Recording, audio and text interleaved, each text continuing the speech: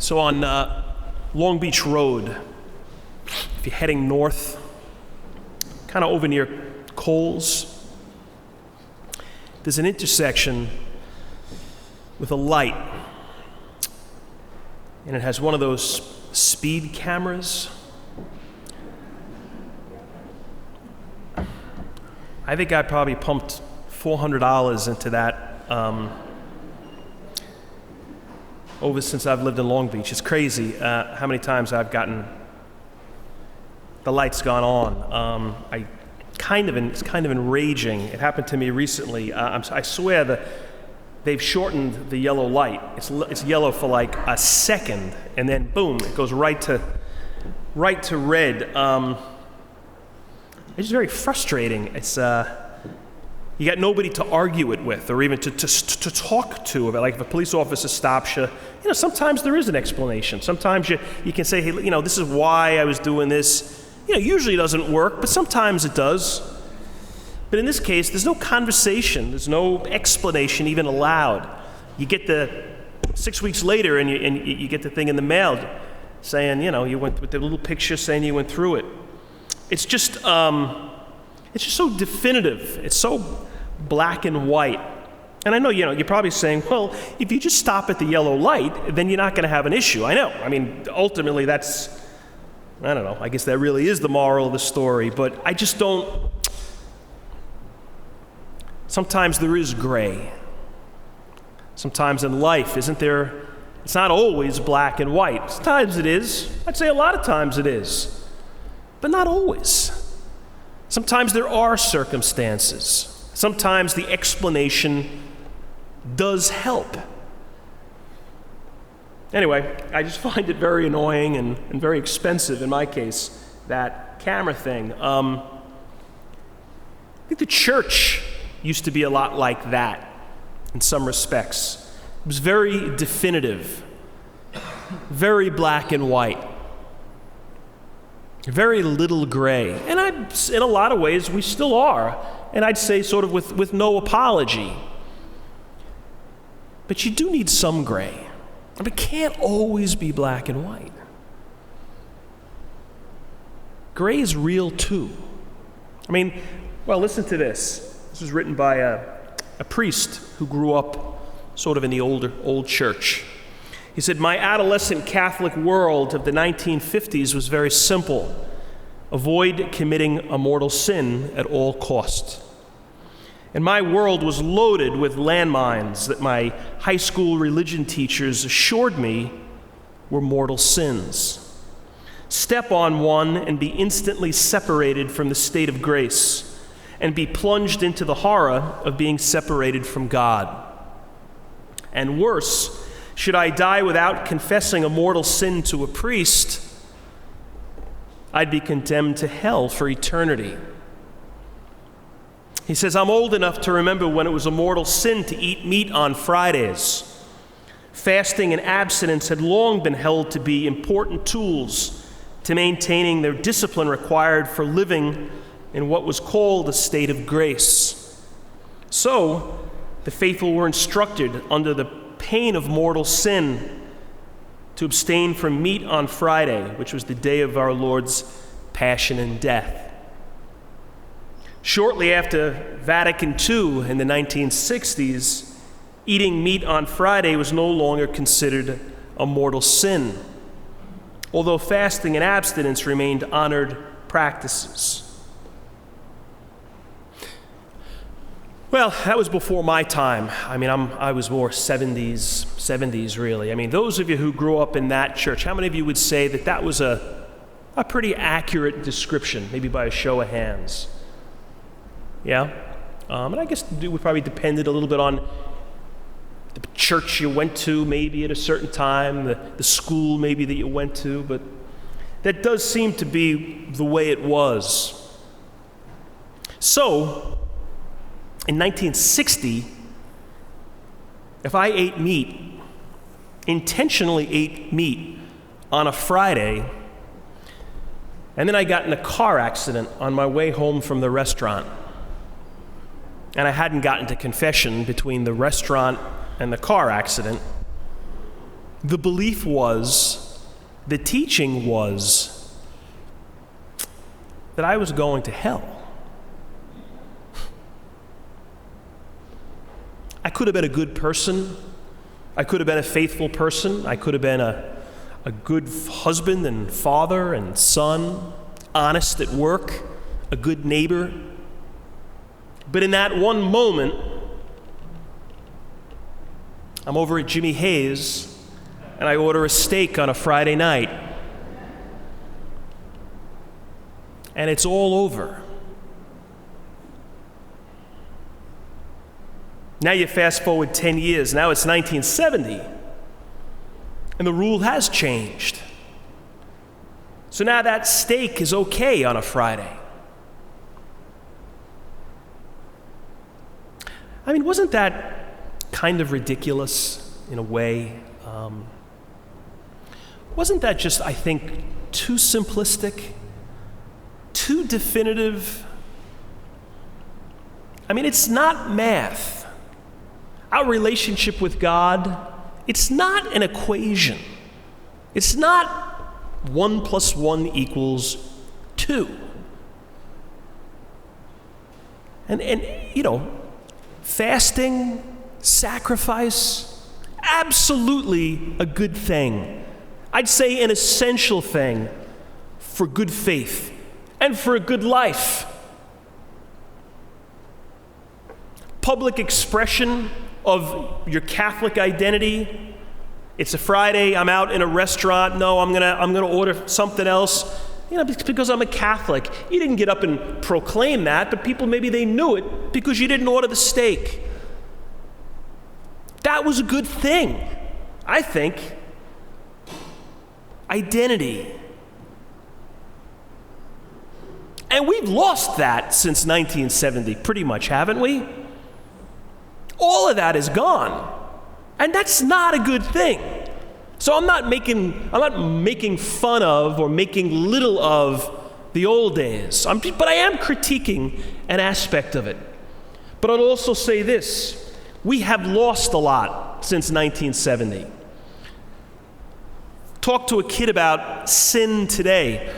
Talk to a 30-year-old about sin today, and they don't even know what you're talking about. That's not good. In that realm, we're not better today than we were yesterday. I think we're worse.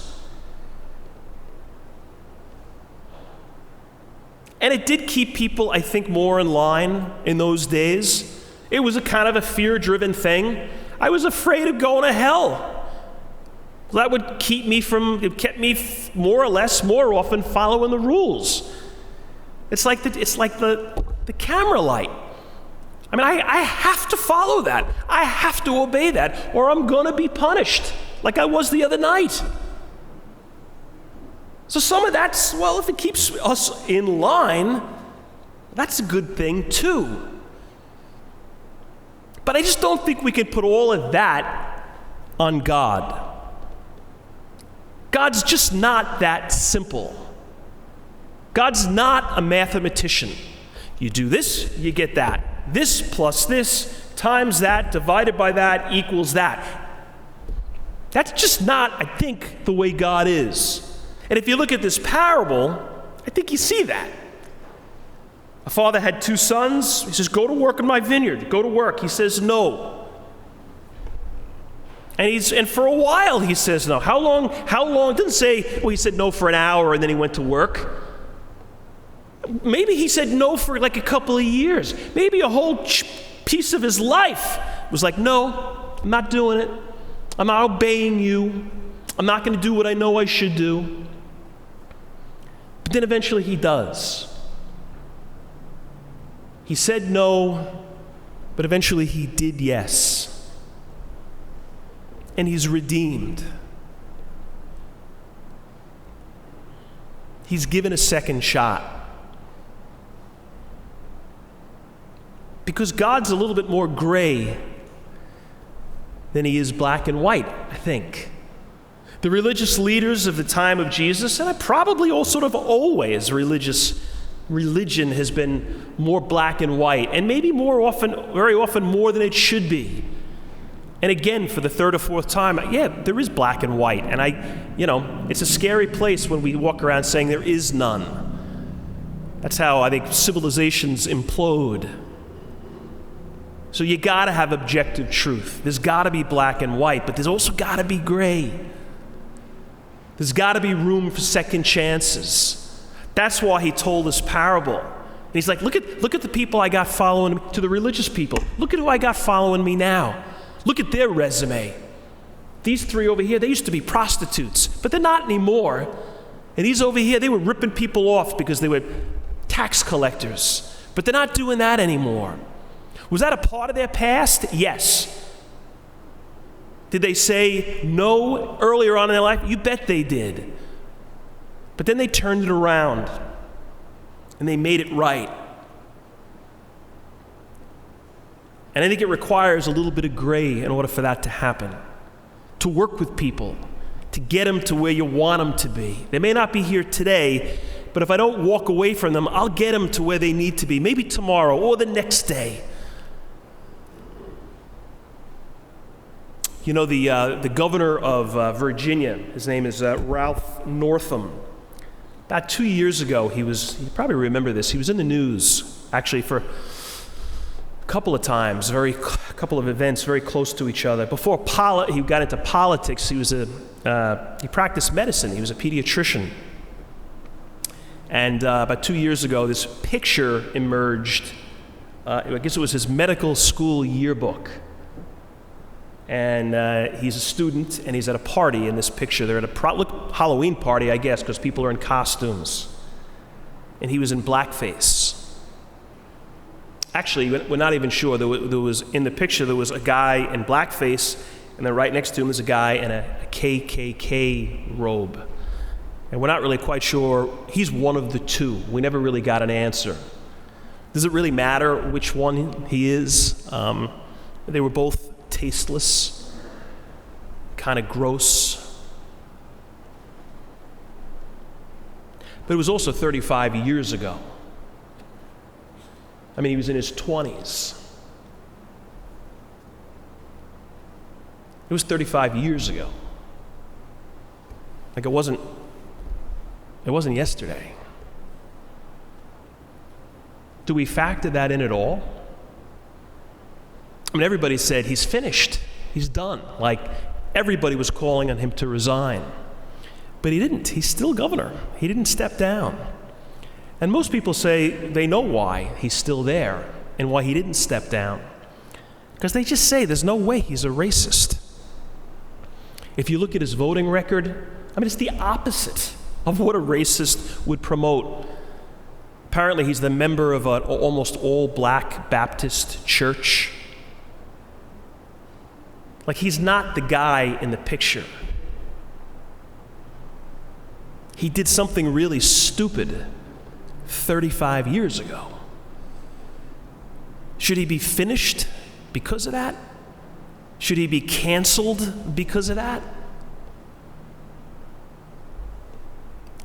I think this parable says, no, probably not. I'm more interested in today than yesterday. That's what he was saying anyway, Jesus. It's like, don't judge a whole life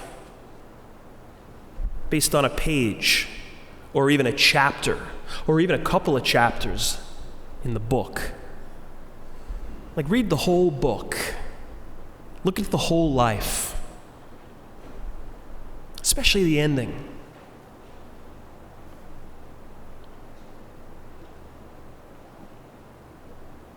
He was also in the news, though, that governor, right around that time, I think it was about a month apart, he was doing a radio interview in Virginia, and he was being asked about this legislation that he was supporting, which allowed for abortion, totally allowed for it. 9 months.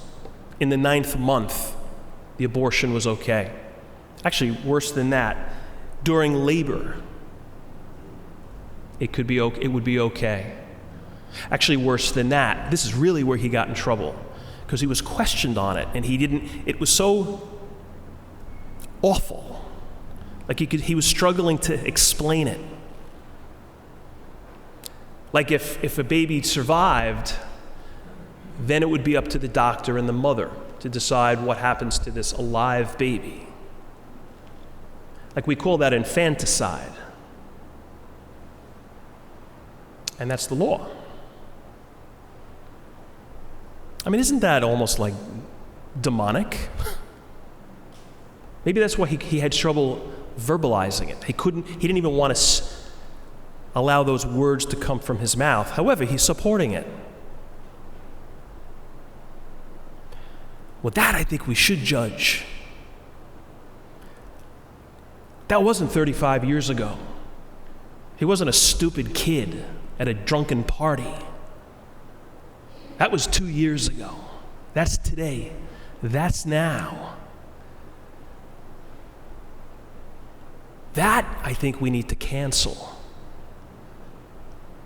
Not every dumb thing we've ever done. And I mean, man, if that's the case, aren't almost all of us in trouble?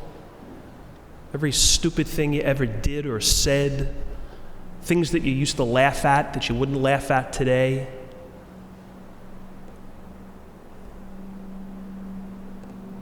It says it in the Psalm. It says, remember not the sins of my youth. Well, that pretty much says it. God, please don't remember the dumb things I did as a kid. But how about now? What am I doing now? Like, I can't do anything about yesterday, but I can about now. I don't know, is there somebody maybe that you know that you really kind of have canceled because of something, and I'm not making little of what they did, but it was a long time ago. They just may not be the same person. I mean, if what they did years ago, they're still doing now, all right, different story. But is it about yesterday or today? A man had 2 sons. One said no and did yes. The other said yes and did no. So let's say yes and do yes.